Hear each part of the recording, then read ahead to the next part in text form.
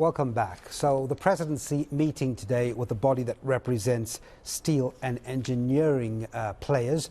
Here's an industry that is a key strategic sector for South Africa, accounting for 1.5% of the country's GDP and 190,000 jobs. And it has been hit, like other sectors, by infrastructure issues and the power crisis. Now, this is the first meeting between the head of state and the Steel and Engineering Industries Federation of South Africa. We are joined by the president at SEIFSA, Elias Monage. Elias, thanks very much indeed for talking to us. So you're meeting with the president today, and you've just come over there from Pretoria straight into our studios. I mean, a lot of things to talk about in terms of the talking points you had today, but I've got to address the elephant in the room, the big one that many people are talking about. Surely you put it to the presidency that your industry has been heavily hit by the power cuts. Were you satisfied with the response you got today after the meeting?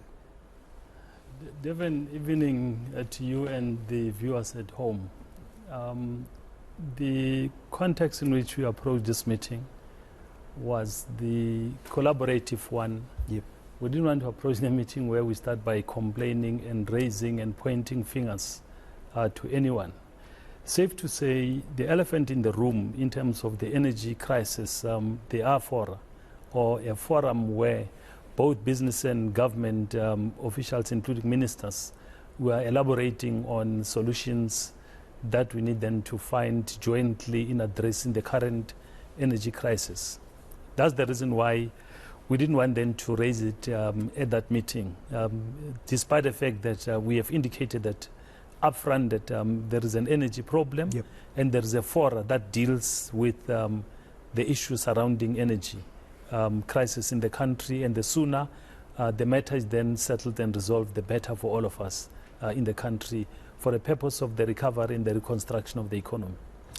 But it's the center of the economy, and if you look at your sector, it's taken a tremendous hit. I mean, some of the figures coming out of you guys: production down 34% last year, employment 25% down.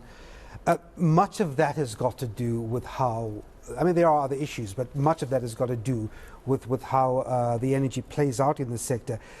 Again, I got to ask you, does it seem that there was an appreciation for the magnitude of the problem this afternoon? There are four things that we need then to look at. Yeah. The current energy crisis, it affects manufacturing more than any other sector, because the engineering operations or manufacturing, if you are in the foundry environment, you cannot then do anything if energy only or electricity comes only for 4 hours in any given time.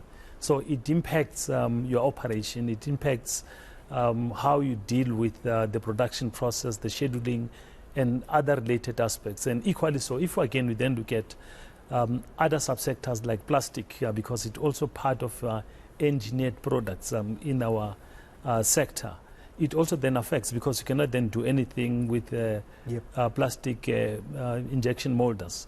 Now, that's the reason why, if again we're then to compare the downtime last year and now and previous years, this year we've been hurt more than any other time because of both load shedding and blackouts.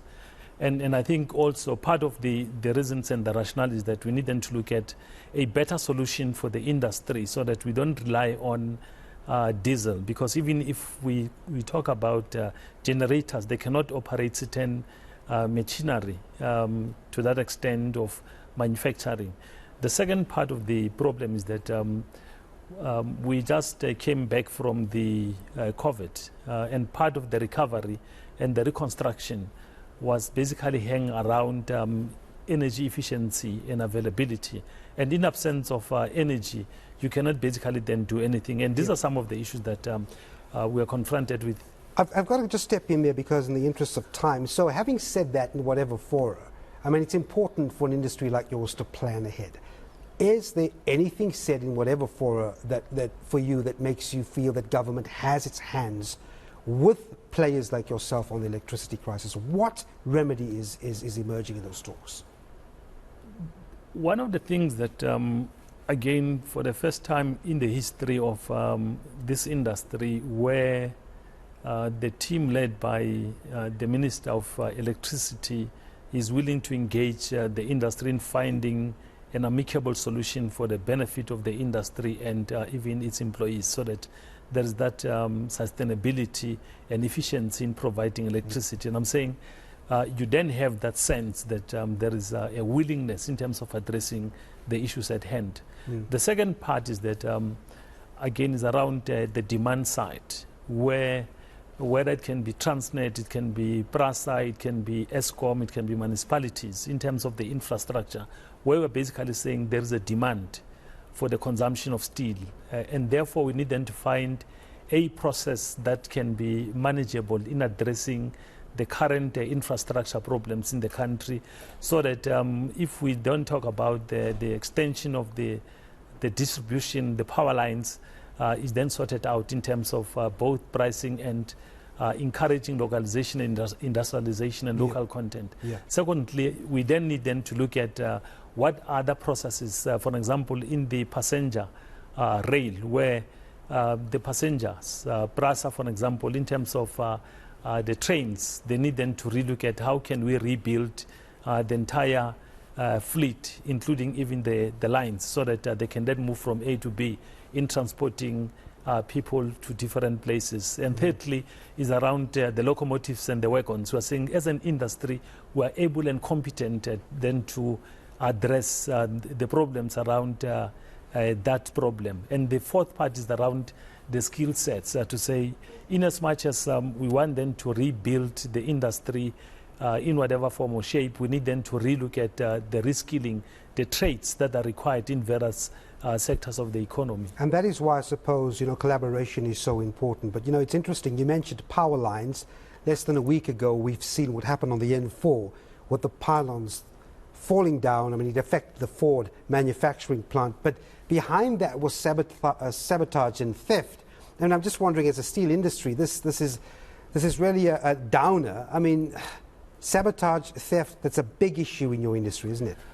Quite right. I mean, one of the things that we need to go back to basics in terms of the providing policing or the security of the infrastructure. And this is one of the reasons why somebody, whether they've cut the pylons that collapsed in the N4 2 weeks ago, and that led to part of Pretoria not having electricity, is for those reasons that in as much as we want to rebuild jointly with government the entire infrastructure for the country, equally so we need then to take security very seriously, where we then look at how can we provide security for the assets and the infrastructure for the country, so that vandalism, theft, crime and sabotage is not then done in this magnitude that we have seen for the past 2.5 years.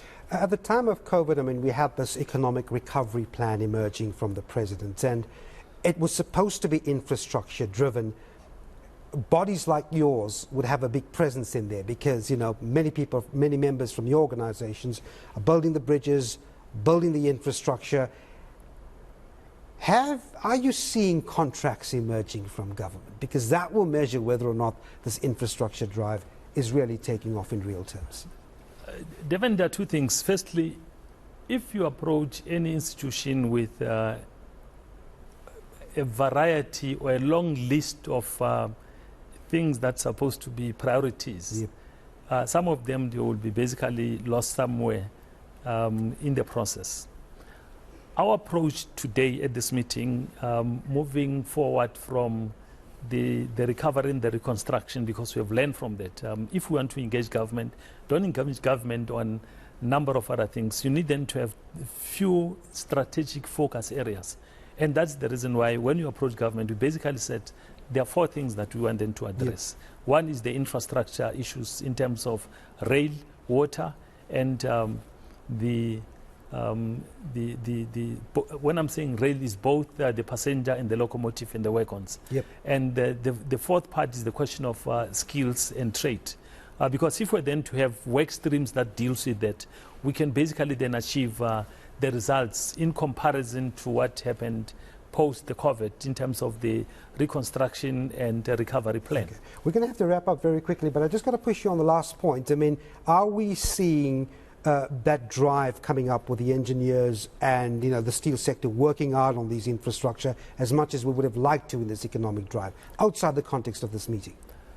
We are seeing a willingness from everybody in the industry, where we are basically saying, let's walk the talk, hands on deck. We need them to say which are the critical areas for the industry, energy, rail. Because if we're then to have rail and the pylons, it will basically then create lots of sustainability in terms of the manufacturing, yep, where the demands then becomes higher, and it then raises the question of the skills and training of the individuals, including even the employment of the unemployed people in the current situation that we are facing. And I'm saying we are seeing that willingness from both government and even the industry. And hence we're saying we need them to walk the talk, we need them to walk this path together in a collaborative and complementary way. I'm going to leave it there. Well, thanks very much indeed. Back from the presidency on a meeting with them. Elias Monage is the SEIFSA president. Thanks indeed. All right, very quickly as well.